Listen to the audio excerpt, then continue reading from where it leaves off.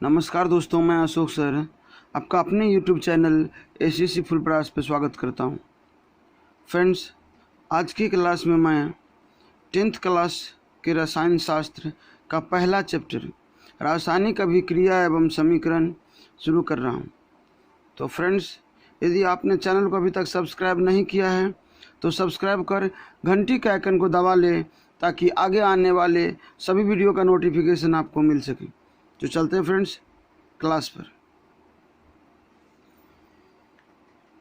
तो फ्रेंड्स, सबसे पहला टॉपिक हमारा आता है रासायनिक अभिक्रिया, केमिकल रिएक्शंस। कि जब कोई पदार्थ अकेले या किसी अन्य पदार्थ से क्रिया करके भिन्न गुण वाले एक या अधिक नए पदार्थों का निर्माण करता है।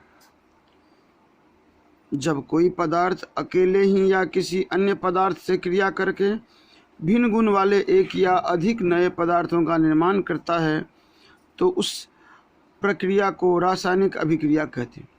उस प्रक्रिया को रासायनिक अभिक्रिया कहते हैं। तो फ्रेंड्स, यहाँ देखिए क्या है कि यहाँ पर कार्बन और ऑक्सीजन दोनों अभिक्रिया कर CO2 बनाता है। अर्थात फ्रेंड्स, इधर क्या है कि दो पदार्थ एक साथ मिलकर एक पदार्थ का निर्माण करता है।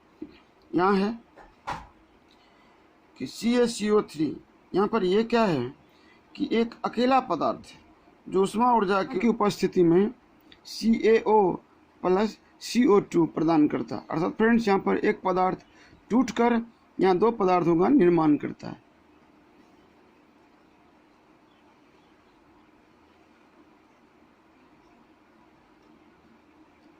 अगला टॉपिक से अभिकारक। जो पदार्थ रासायनिक अभिक्रिया में भाग लेकर नए पदार्थ बनाते हैं उसे अभिकारक कहते हैं।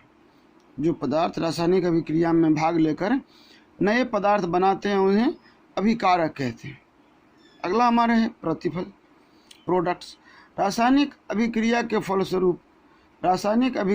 फलस्वरूप बने नए पदार्थ को प्रतिफल कहते हैं। रासायनिक अभिक्रिया के फलस्वरूप बने नए पदार्थ को प्रतिफल कहते हैं। प्रतिफल को उत्पाद भी कहते हैं। फ्रेंड्स, यहाँ पर देखिए कि रासायनिक अभिक्रिया में भाग लेने वाले पदार्थ हाइड्रोजन और क्लोरीन है, जो एक नए पदार्थ HCl हाइड्रोक्लोरिक अम्ल का निर्माण करते हैं। तो इधर हाइड्रोजन और क्लोरीन हो गया अभिकारक, जो बना पदार्थ उसे कहते हैं प्रतिफल।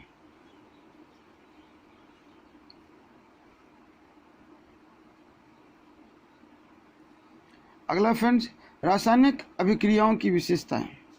रासायनिक अभिक्रियाओं की विशेषताएं, पहला हो गया कि गैस की उत्पत्ति। कुछ रासायनिक अभिक्रियाओं में गैस उत्पन्न होती है। फ्रेंड्स, क्या होती है? कुछ रासायनिक अभिक्रिया हो रहा होता है, उसमें गैस उत्पन्न होती है। अगला है अवक्षेप का बनना। रासायनिक अभिक्रिया के फलस्वरूप विलयन में से अलग होने वाले ठोस पदार्थ को अवक्षेप कहते हैं। फ्रेंड्स, कभी कभी जब रासायनिक अभिक्रिया हो रही होती है तो विलयन में एक ठोस पदार्थ बन जाता है, जिसे हम क्या कहते हैं? अवक्षेप कहते हैं। अगला है रंग परिवर्तन। कुछ रासायनिक अभिक्रियाओं में पदार्थ के रंग भी परिवर्तित हो जाते हैं। फ्रेंड्स, जब रासायनिक अभिक्रिया होती है तो रंग बदलना स्वाभाविक है। लेकिन कुछ रासायनिक अभिक्रिया में रंग बदलते हैं। अगला है ताप में परिवर्तन। कुछ रासायनिक अभिक्रियाओं के फलस्वरूप ताप में परिवर्तन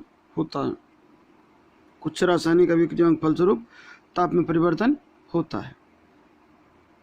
अगला है अवस्था में परिवर्तन। कुछ रासायनिक अभिक्रिया के फलस्वरूप पदार्थों की अवस्थाओं में भी परिवर्तन होती है। पदार्थ की अवस्थाएं बदल जाती है। अगला है रासायनिक समीकरण, केमिकल इक्वेशन।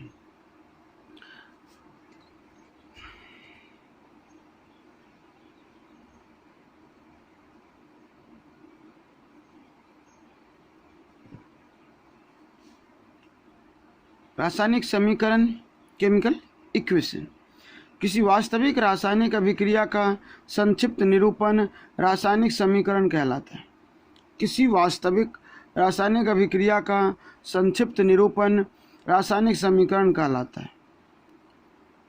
या रासायनिक संकेतों एवं अनुसूत्रों की सहायता से किसी वास्तविक रासायनिक अभिक्रिया के संक्षिप्त निरूपण को रासायनिक समीकरण कहते हैं।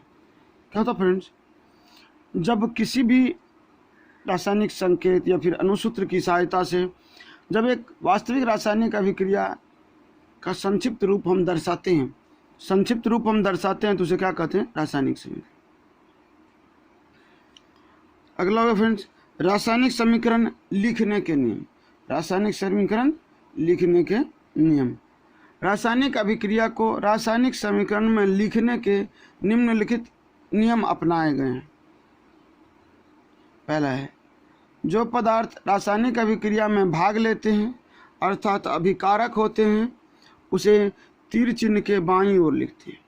जो पदार्थ रासायनिक अभिक्रिया में भाग लेते हैं अर्थात जो अभिकारक होते हैं उसे तीर चिन्ह के बाईं ओर लिखते हैं।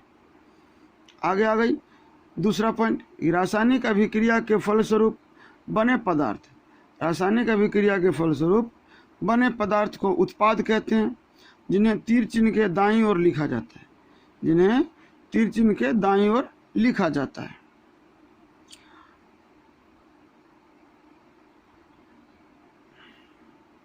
अगला हो गया कि तीर चिन्ह के दोनों ओर अभिकारक अथवा तीर चिन्ह के दोनों ओर अभिकारक अथवा उत्पाद एक से अधिक हो तो उनके बीच जोड़ का चिन्ह लिखा जाता है, उनके बीच जोड़ का चिन्ह लिखा जाता है।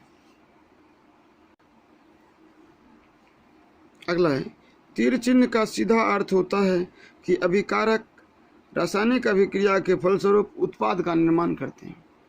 तीर चिन्ह का सीधा अर्थ होता है कि अभिकारक रासायनिक अभिक्रिया के फलस्वरूप उत्पाद का निर्माण करता है। जैसे कि फ्रेंड्स यहाँ पर एक अभिकारक ए है और दूसरा बी है। अगर एक से अधिक है तो बीच में हमने प्लस का चिन्ह डाला और ये तीर चिन्ह से पहले लिखी हुई है। इसका अर्थ है कि ये क्या है? इसका अर्थ है कि ये अभिकारक है। और तीर चिन्ह के बाद भी दो है, सी और डी। इसके बाद भी अगर तीर चिन्ह के बाद भी दो है तो उसके बीच भी प्लस चिन्ह दिया जाएगा, क्योंकि ये उत्पाद है। ऐसा ही हमने पीछे जो ये 4 नियम पढ़ा है उन चारों के अनुसार ये है कि जो अभिक्रिया अभिकारक है, अभिक्रिया में भाग लेने पदार्थ है, वो तीर चिन्ह के बाईं ओर, जो बनने वाले उत्पाद है वह दाईं ओर। अगर अभिकारक एक से अधिक है तो प्लस चिन्ह, उत्पाद एक से अधिक है तो प्लस चिन्ह, और अभिकारक और उत्पाद के बीच तीर चिन्ह लगा हुआ है।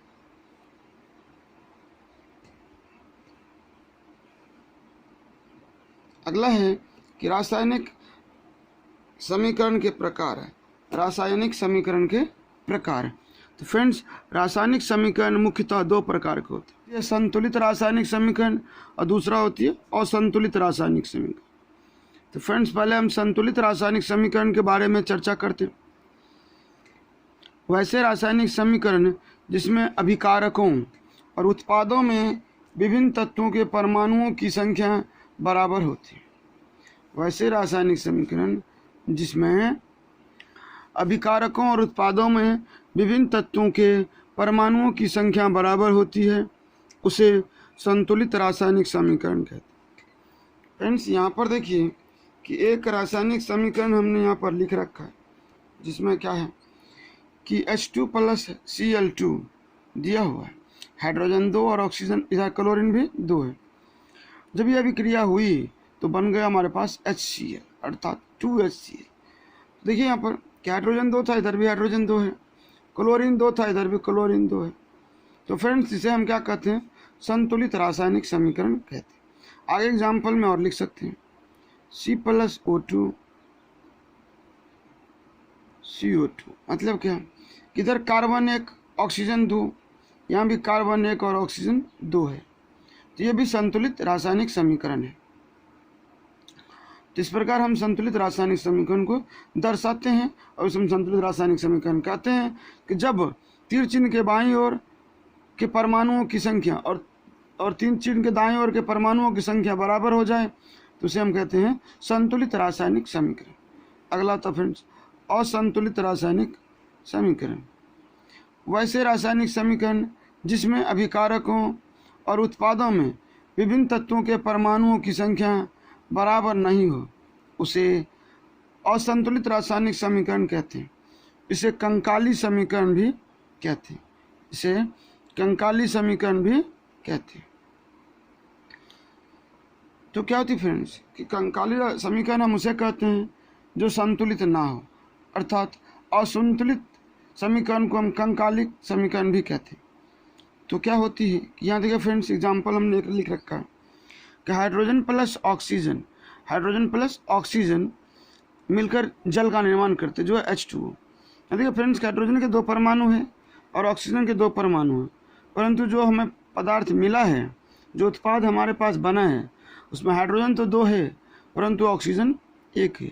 इसे हम असंतुलित रासायनिक समीकरण कहते हैं, क्योंकि दोनों तरफ की परमाणु संख्या बराबर नहीं। एक और देखिए फ्रेंड्स, N2 प्लस H2, ये मिलके बनता है फ्रेंड्स NH3। मतलब क्या कि ये नाइट्रोजन के 2 परमाणु हाइड्रोजन के 2 परमाणु से अभिक्रिया करके अमोनिया के एक अणु का निर्माण करते हैं। यहाँ पर दिख रहा है अमोनिया के एक अणु का निर्माण करते हैं। अर्थात फ्रेंड्स, यहाँ जो है नाइट्रोजन 2 है, यहाँ पर नाइट्रोजन 1 है, हाइड्रोजन 2 है, हाइड्रोजन 3 है, तो ये समीकरण भी संतुलित नहीं है।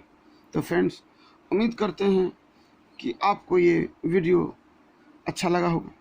फ्रेंड्स, अगर वीडियो अच्छा लगे तो हमें लाइक करो, कमेंट्स करो कि आपको ये वीडियो किस प्रकार का लगा, कैसा लगा, तथा अपने दोस्तों को शेयर करो जिनसे उन्हें भी ये रसायन शास्त्र का पहला चैप्टर बेहतर तरीके से समझ में आए और एग्ज़ाम में अच्छा मार्क ला सके। तो फ्रेंड्स, आज के क्लास को हम इसी पर ख़त्म करते हैं। मिलते हैं अगले क्लास में, तब तक के लिए जय हिंद। Thanks for watching.